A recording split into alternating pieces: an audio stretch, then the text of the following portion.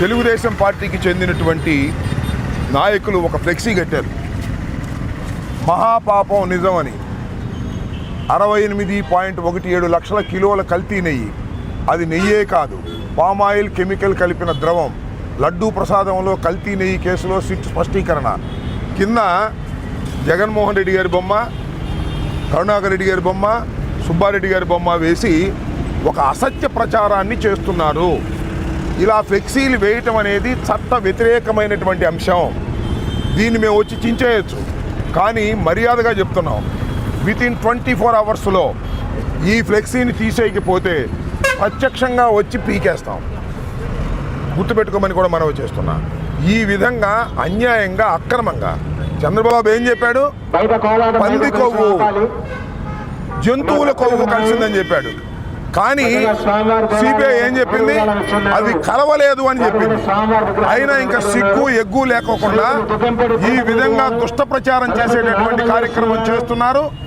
అన్యాయంగా, అక్రమంగా, అబద్ధాలతో కూడినటువంటి ప్రచారం తెలుగుదేశం పార్టీ చేయటం అన్యాయమైనటువంటి అంశం. కాబట్టి మేము వచ్చేయచ్చు, ఇది చించేది కూడా వచ్చు, కానీ అది మంచి పద్ధతి కాదని, ఇలాంటి దుష్ప్రచారం చేయటాన్ని ఖండిస్తున్నాం. తక్షణమే వితిన్ 24 అవర్స్లో ఈ దుష్ప్రచారపు చేస్తున్నటువంటి ఫ్లెక్సీని తొలగించకపోతే, పోలీస్ వారు యాక్షన్ తీసుకోకపోతే నేనే వచ్చి చించేస్తా. దీనిలో ఏ విధమైన సందేహం లేదు. ఇది తప్పుడు ప్రచారం. చంద్రబాబు చెప్పింది పంది కొవ్వు అన్నాడు, జంతువుల కొవ్వు అన్నాడు. అది కలవలేదని సిబిఐ రిపోర్ట్ ఇచ్చింది.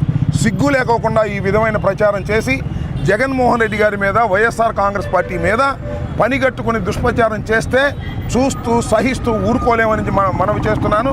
ఇవాళ మేమందరం వచ్చాం, ఎవరు లేరు, చించేసిన ఎవడు అడిగేవాడు లేడు.